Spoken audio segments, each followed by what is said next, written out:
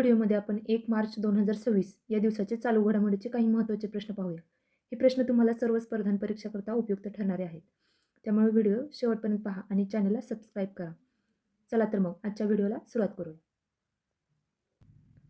पंतप्रधान नरेंद्र मोदी यांनी कोणत्या राज्यात मायक्रोन टेक्नॉलॉजीच्या ATMP प्लांटचे उद्घाटन केले? या प्रश्नाचे योग्य उत्तर आहे गुजरात. हा प्रकल्प गुजरात राज्यातील सानंद येथे उभारण्यात आला. हा भारतातील पहिला सेमीकंडक्टर असेंब्ली आणि टेस्ट प्लांट आहे. मेड इन इंडिया चिपची पहिली खेप गुजरातमधील सानंद प्लांटमधून रवाना झाली. नुकतेच कोठे पहिल्यांदा दुर्मिळ स्मीव बदक पहिलेची नोंद करण्यात आली? या प्रश्नाचे योग्य उत्तर आहे आसाम. काझीरंगा राष्ट्रीय उद्यानाच्या इतिहासातील ही स्मीव पक्षीची पहिलीच नोंद आहे. तज्ज्ञांच्या मते हे पक्षी हवामान बदलामुळे त्यांचे पारंपरिक मार्ग बदलत असावेत. ओपन एआयने कोणाची मुख्य लोक अधिकारी म्हणून नियुक्ती केली आहे? या प्रश्नाचे योग्य उत्तर आहे अरविंद केसी. जगभरातील कर्मचारी भरती आणि सांघिक संस्कृतीची जबाबदारी त्यांच्यावर असेल.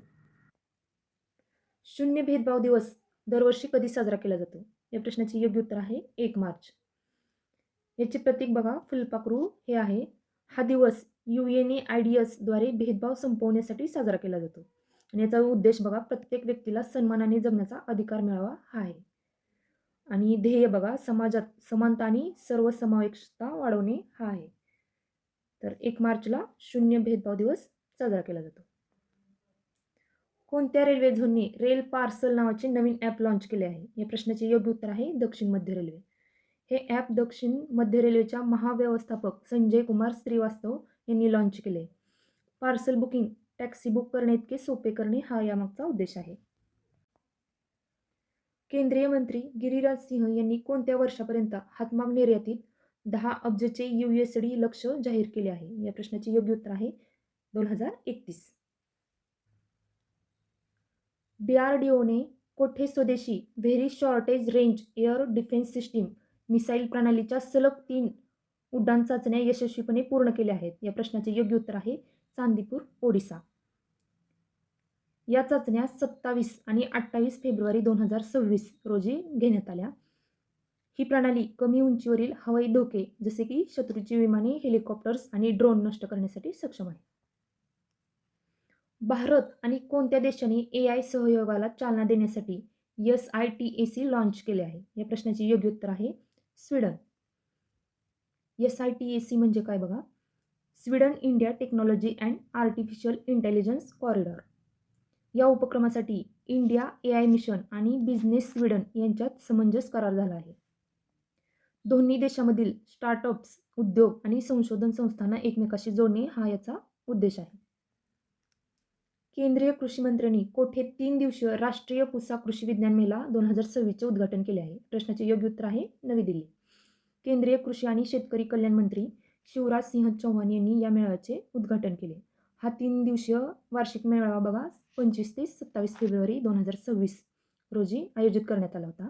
आणि याची मुख्य संकल्पना विकसित कृषी आत्मनिर्भर भारत ही आहे.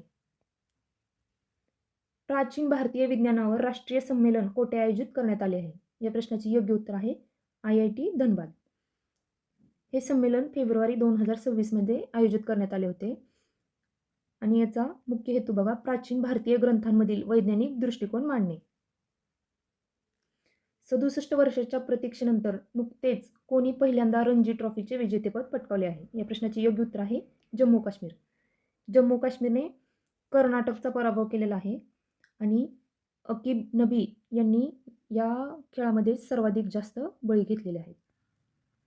सिक्कीममधील कोणत्या विमानतळाचे नाव बदलून स्वातंत्र्य सेनानी त्रिलोचन पोखरेल यांच्या नावावर ठेवण्याची घोषणा करण्यात आली? या प्रश्नाचे योग्य उत्तर आहे पाक्योंग विमानतळ. मुख्यमंत्री प्रेमसिंग तमांग यांनी 31व्या स्थापना दिनानिमित्त ही घोषणा केली.